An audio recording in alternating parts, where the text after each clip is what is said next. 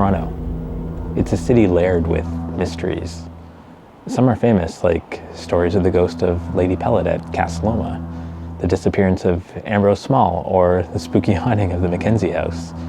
Tales repeated so often that they've become part of the tourist circuit.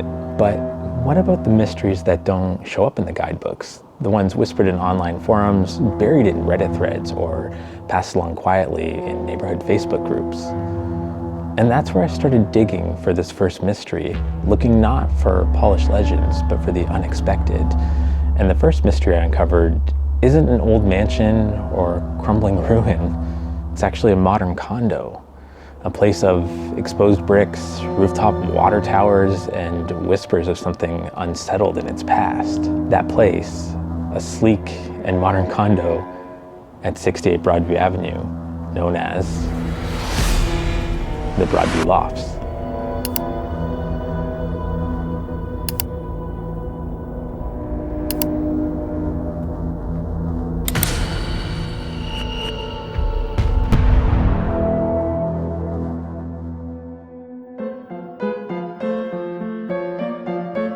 Before Broadview Lofts existed, this ground was home to something very different, Sunlight Park, Toronto's first professional baseball stadium. Built in 1886, it drew crowds from across the city until the stands finally closed in 1913. A year later, the site was transformed. In 1914, the United Drug Company constructed a sprawling 5-story warehouse, complete with a rooftop water tower. For decades, it housed Rexall Pharmaceuticals, filling orders, shipping medicines, and quietly shaping daily lives. By the 1990s, it shifted again. Its worn walls rented as live-work studios for musicians, designers, and artists who filled the halls with creativity late into the night. And in 2006, the Sorbara Group converted the structure into the glass-capped lofts that we see today. On the surface, a story of urban renewal, but inside, the stories are far stranger.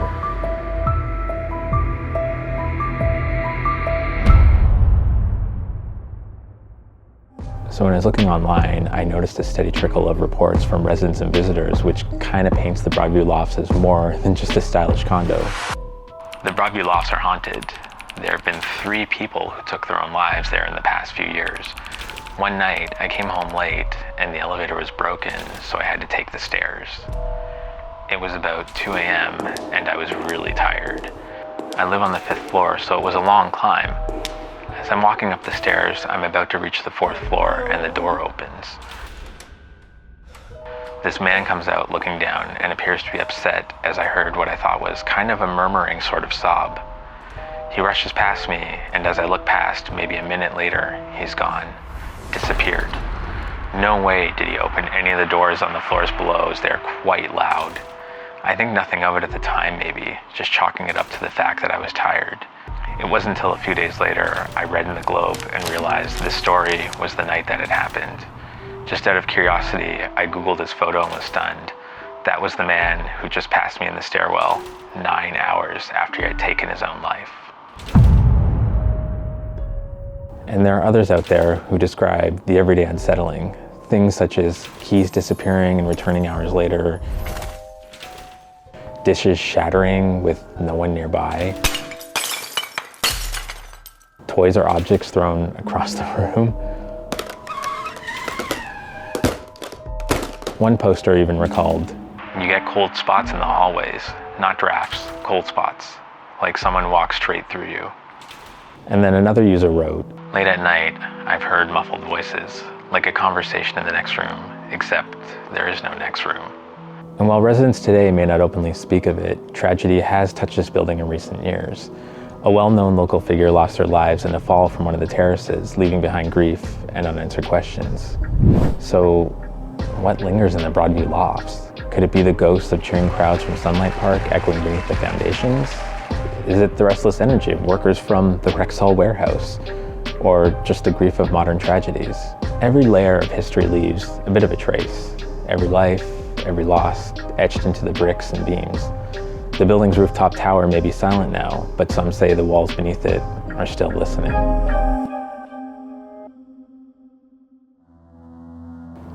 So before we move on, I kind of want to share a bit about where I stand when it comes to ghosts. Never actually seen a ghost with my own eyes, but I've had a few odd experiences, stories I'm happy to tell another time, but I usually lean more towards the skeptical side.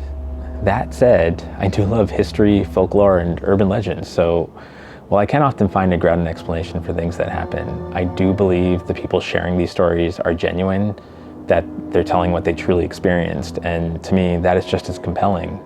Which leads me to our next mystery, the Cabbagetown Tunnel Monster.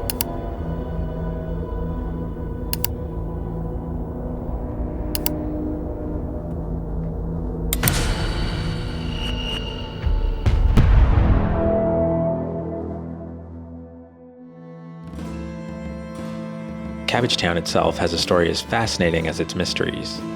In the 1840s and 50s, waves of Irish immigrants fleeing the famine settled in Toronto's eastern fringes. Many arrived with little more than hope. In the tiny front yards of their new homes, they turned the soil and planted cabbages and vegetables, small gardens that helped them survive. Because property was scarce and incomes were low, every bit of soil counted for them. Over time, this small but stubborn habit of growing cabbages gave the area an enduring nickname, Cabbagetown. The houses here weren't grand estates either. They were rows of workers' cottages, small brick homes, and tight, narrow alleys, streets built by newcomers trying to rebuild their lives. The neighborhood later built up, suffered decline, endured urban renewal pressures, and was eventually reimagined.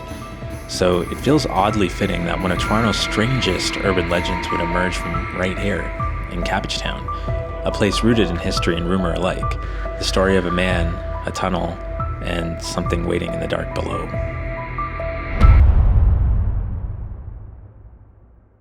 The tale first surfaced in March 1979 when a journalist, Laurie Goldstein, published an article in the Sunday Sun. His source was a man who called himself only Ernest. Ernest claimed that one summer night, while searching for a missing cat, he stumbled upon a narrow opening between his Parliament Street apartment and the building next door. A hidden passage barely wide enough to squeeze into. Inside, he descended into a small chamber about 10 feet down, where concrete slabs and walls surrounded him. That's where he saw it. It was pitch black in there. I saw it with my flashlight. The eyes were orange and red, slanted. It was long and thin, almost like a monkey. 3 feet long, large teeth, weight maybe about 30 pounds with slate gray fur. I'll never forget it. It said, "Go away, go away," in a hissing voice. Then it took off down a long tunnel off to the side. Terrified, Ernest scrambled back to the surface. He would later insist the encounter was real. According to Ernest, the tunnel led further underground, possibly connecting to older infrastructure, sewers, forgotten foundations, maybe even passages leading toward the Don River. But when investigators returned, the entrance appeared blocked by a collapsed concrete slab. What do you make of this? Looks like it's been sealed for a long time. Others claimed to search, but nobody ever found the chamber Ernest described. Was it truly there, or had the city swallowed it whole? The mystery itself deepened with time. No other credible witnesses came forward. Ernest later said he saw the creature again briefly, moving in the shadows. Some suggest he may have encountered a large, deformed animal. Others believe it was just a hoax. But here's the thing. Toronto has hidden tunnels, abandoned sewers, old utility shafts, forgotten service corridors. It's not impossible that an entrance existed in the 1970s and was later sealed off or demolished. Could something have lived there? Or did fear and imagination twist a fleeting glimpse into a monster story?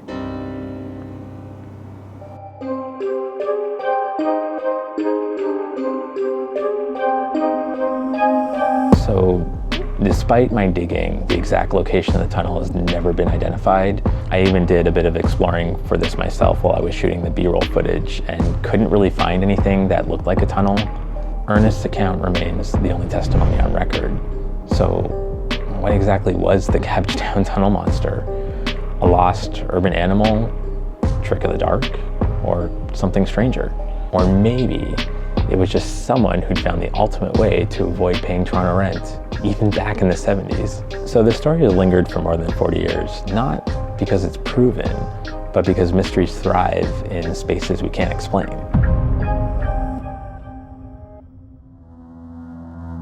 So, unlike the Cabbagetown tunnel story, this next one isn't hidden away in old newspapers or whispered on obscure forums. This location has a steady stream of accounts.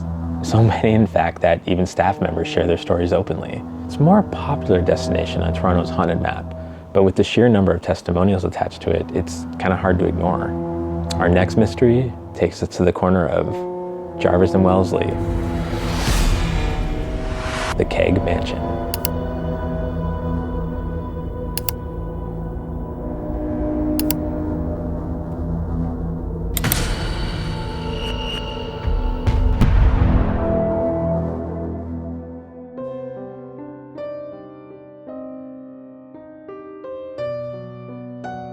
Before it became a popular steakhouse destination, 515 Jarvis Street was known as Euclid Hall, built in 1867 for Arthur McMaster, nephew to Senator and prominent banker William McMaster.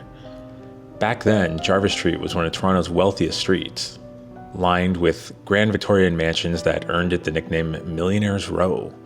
Some of those homes still stand today, including this one, which later passed into the hands of Hart Massey, patriarch of the Massey Industrial Empire. In the 1880s, the Massey family expanded and remodeled the home, adding turrets, verandas, and lush greenhouses, while still preserving its Gothic revival charm.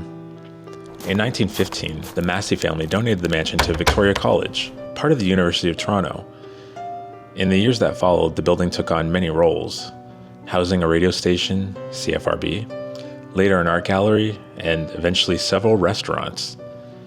In 1976, the Keg chain acquired the property and converted it into what we now call the Keg Mansion, preserving much of the original structure and character in the process. The Keg has acquired the old Euclid Mansion with plans to put a restaurant Today, in it. the building's dark wood interiors, hidden stairwells, fireside rooms, and old doorways juxtapose against restaurant bustle, which create a tension between past and present.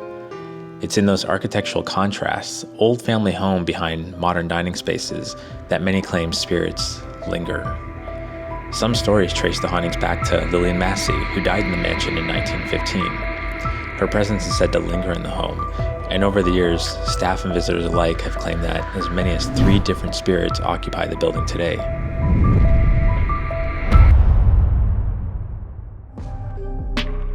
Reddit and local lore offer several stories people claim to have happened at the Keg Mansion.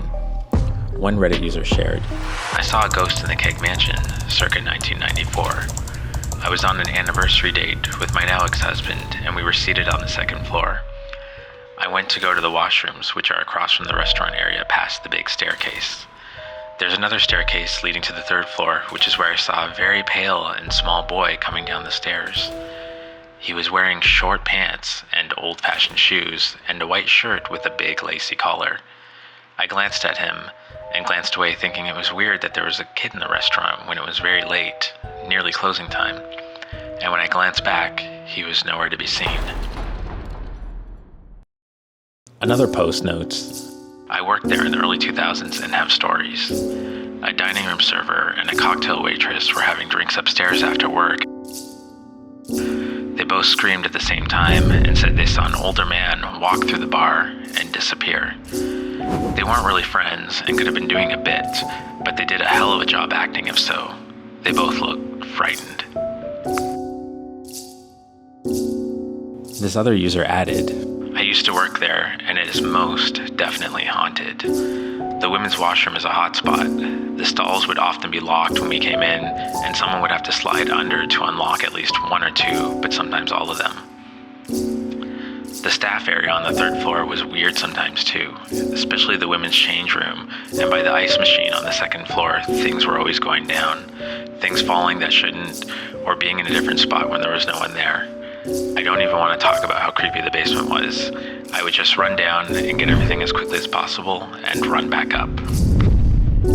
And in an older thread on Reddit, a user notes, "About 10 years ago, I had dinner there with some friends. We were in a room that had about 5 tables, and we had the biggest. Anyway, in the room there was a shelving unit that had glass cups and plates in it. And during the dinner, one of the glasses inside the shelving unit, which had doors, exploded. exploded on its own, and everyone in the room just stopped eating, and one girl screamed and ran out. The waiters ran in the room and just said, "It happens all the time." It happens all the time. I continued to eat my medium rare steak.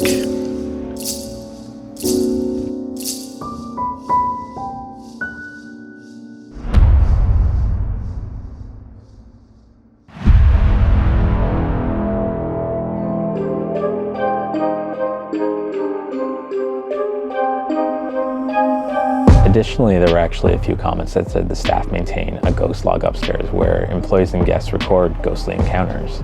So why might the Keg Mansion host so many stories? Well, first, it's old, with layers of remodels, hidden rooms, creaky floorboards. Such buildings are a breeding ground for misperception.